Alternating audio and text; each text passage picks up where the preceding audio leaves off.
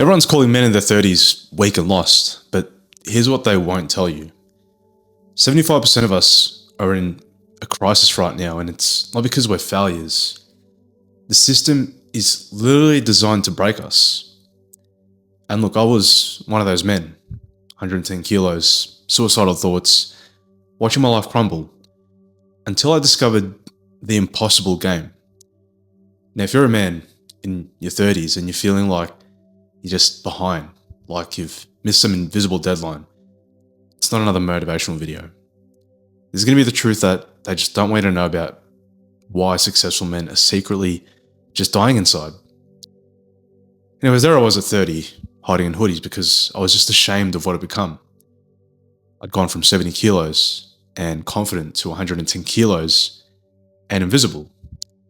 I'd lost my closest friends, guys that I grew up with, brothers that I never thought I'd lose. Our relationship was falling apart because I just wasn't the man she fell in love with anymore.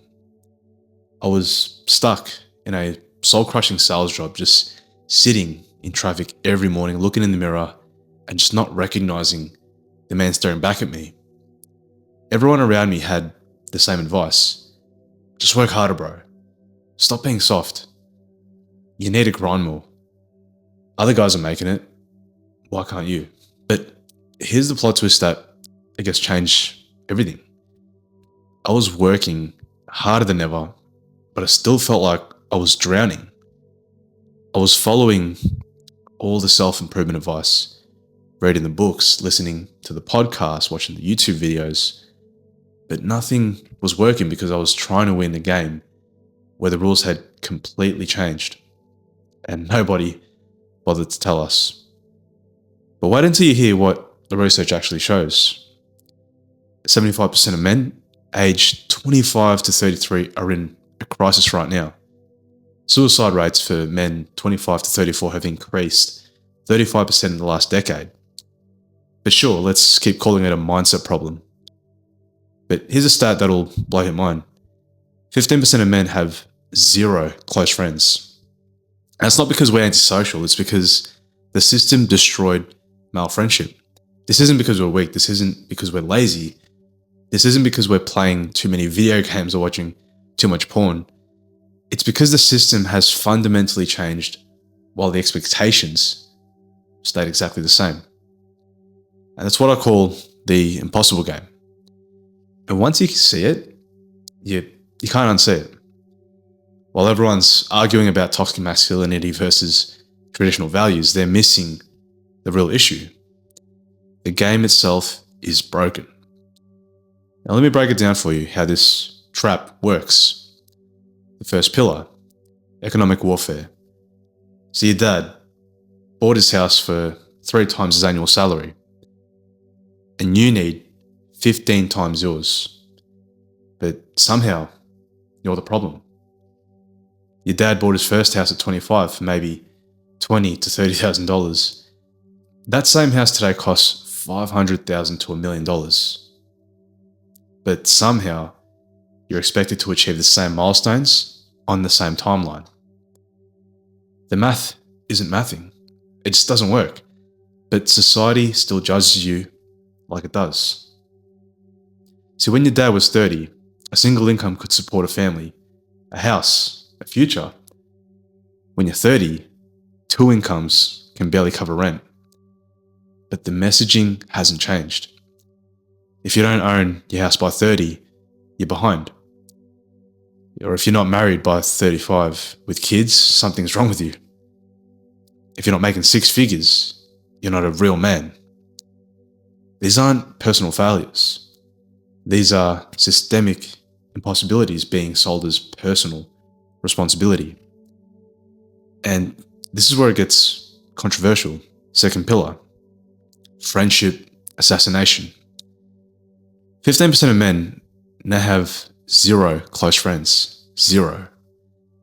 That's 500% increase since 1990. Only 27% of men have 6 or more close friends, down from 55% in 1995. And this isn't because men today are antisocial. It's because the structures that created male friendships have been systemically destroyed. Now, when your dad was in his 30s, he had work colleagues he'd known for years. He had neighborhood friends from the same street for decades. He had church communities, sports leagues, union halls. All the places where men naturally formed bonds have either disappeared or moved online. And online doesn't create the same depth of connection. It's just different. So you're sitting there feeling isolated, wondering why you can't make friends like you used to. It's not you. The entire social fabric has been ripped apart. I lost friends who I thought were brothers for life. Not because we fought, but because I stopped being the person that they knew. The system doesn't just break your dreams, it breaks your relationships. Third pillar, comparison, weaponization. Social media has weaponized comparison in a way that never existed in human history. You're not just comparing yourself to your neighbor anymore. You're comparing your behind the scenes to everyone else's highlight reels across the entire planet. Social media shows you guys with Lambos, perfect lives, but 75% of men our age are struggling just like you. Every day you're bombarded with other men who seem to have it all figured out. The guy from high school who's apparently crushing it in crypto. The college friend who just bought his second investment property. The LinkedIn connection who just got promoted to VP at 32. Your brain doesn't know these are carefully curated snapshots. Your brain just sees everyone else is winning while I'm losing. And the research proves this is destroying our mental health. Studies show that even brief exposure to idealized profiles can lower self-evaluation and even trigger depression. But nobody talks about how this affects men specifically. Because we're supposed to be above comparison, right? We're supposed to just focus on our own lane, just stay in your own lane. But that's not how human psychology works. The part that'll make you angry. Fourth pillar, identity destruction. This is the big one that no one talks about. The traditional markers of masculinity have become either impossible or irrelevant. For thousands of years, masculine identity was built around being a provider, a protector, a leader. But what happens when the system makes providing impossible? When protection isn't needed? When leadership opportunities don't exist? You end up with millions of men who have no idea what their role is supposed to be. And society's answer is just figure it out. But figure what out exactly? So you're left feeling like you're failing at being a man when really the definition of manhood has become completely unclear. Andrew Tate tells you to get rich. Jordan Peterson tells you to clean your room. But nobody's telling you the game itself is broken. Now here's where it gets personal for me. I was working my ass off, but I couldn't afford the life I was told I should have by 30. I lost my closest friends because I lost myself. I was constantly comparing myself to other people's highlight reels. And I had no idea what success was supposed to look like anymore. The worst part? I started having those dark thoughts. I remember sitting in my car in the work parking lot, just having these final destination thoughts, wondering if this was all there was.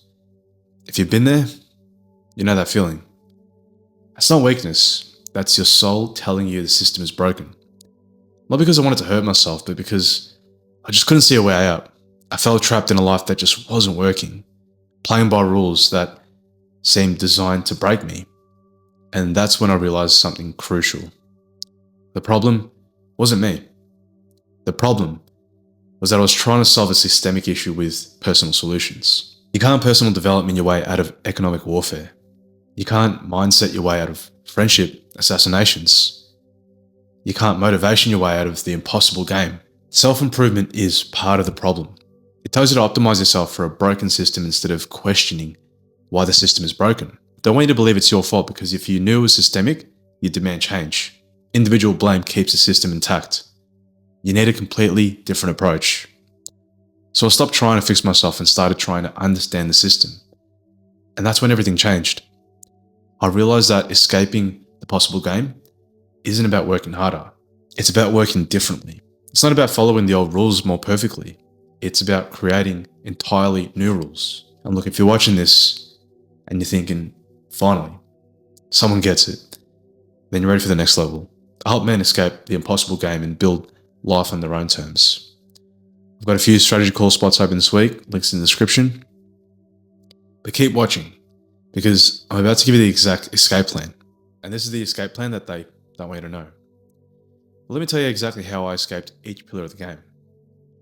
For economic warfare, I stopped chasing the traditional timeline. Instead of trying to buy a house at 30, like most parents, most families have, I've just focused on building systems that would make it inevitable later. I stopped measuring success by net worth and started measuring it by cash flow. I stopped comparing my 30-year-old financial situation to everyone else's 30-year-old situation in a completely different economy. For friendship assassination, I became intentional about brotherhood. I realized that adult male friendships don't happen accidentally anymore. You have to architect them. I joined the running group, not just for fitness, but for community. I started reaching out to old friends instead of waiting for them to reach out to me. I created connections that I needed instead of hoping they would magically appear. For comparison weaponization, I went on a social media detox, not permanently, but long enough to remember what my own life felt like without the consistent noise. I unfollowed anyone who made me feel inadequate. I stopped consuming content that made me feel behind. I started measuring my progress against my past self, not against other people's curated highlights. For identity destruction, I created my own definition of masculinity. Instead of trying to be the provider, I became the creator. Instead of trying to be the traditional protector, I became the transformer. Instead of trying to fit into society's broken blueprint, I built my own. The men calling you weak online, half of them are struggling just as hard behind closed doors. Masculinity isn't about hiding your struggles, it's about having the courage to face the truth. And here's what happened. Within a year, I dropped from 110 kilos to the best shape of my life. I was running marathons, ultra marathons, something I never thought was possible, even started doing high rocks. I'd rebuilt my friendships and created new ones with men who actually supported my growth. I ended a relationship that wasn't serving either of us and started attracting higher quality women. Most importantly, I stopped feeling like I was behind and started feeling like I was exactly where I needed to be. But here's the key insight. None of this happened because I got stronger or more disciplined or more motivated. It happened because I stopped playing by rules that were designed to break me, and I started creating my own game. A game where the metrics made sense. A game where the timeline was realistic. A game where success was defined by my values, not society's expectations. That's what escaping the impossible game really means. It's not about becoming a better player in a rigged game. It's about refusing to play the rigged game altogether. Now, if you're watching this and you're recognizing yourself in this story, here's what you need to understand. You're not broken. You're not behind. You're not failing. You're trapped in a system designed to make you feel all of those things. And the way out isn't more self-improvement. The way out is system awareness. Now, here's your roadmap for escaping the impossible game. Step 1. Stop measuring yourself by your dad's timeline or other people's timelines. The game has changed. The economy is different. The social structures are different. The opportunities are different. Your timeline needs to be different too. Instead of asking, why don't I have what my dad had at 30? Ask, what's possible for me given this current reality? Step 2. Build your brotherhood intentionally. Those friendships aren't going to happen by accident. You need to be strategic about creating the connections you need. Join groups based on your interests. Reach out to old friends. Be the one who initiates plans. Create the community that you want to be a part of. Step 3. Redefine success as systems, not outcomes. Don't chase the house. Build the income system that makes the house inevitable. Don't chase the perfect relationship. Build the personal development that makes you the kind of man who attracts great relationships. Don't chase the body. Build a health system that makes the body a natural result. Focus on what you can control. Your systems, your habits, your daily choices. Let the outcomes be the byproduct of better systems. Step 4. Create your own metrics. Stop letting society tell you what success looks like. Define it for yourself based on your values, your situation, your goals. Maybe success isn't owning a house at 30. Maybe it's having the freedom to travel. Maybe success isn't making six figures. Maybe it's having work that gives you purpose. Maybe success isn't being married with kids. Maybe it's becoming the kind of man who's ready for that when the right person comes along. Step 5, find your tribe. Surround yourself with men who understand the new game. Men who support your redefined version of success. Men who are also escaping the impossible game in their own way. Because you can't do this alone, and you shouldn't have to. And look, I know this isn't the usual self-improvement advice. Most people just tell you to work harder, hustle more, optimize better. But that's just like trying to win a poker game when the deck is stacked against you. The house always wins. You can play perfectly and still lose. The real skill is recognizing when the game is rigged and having the courage to walk away.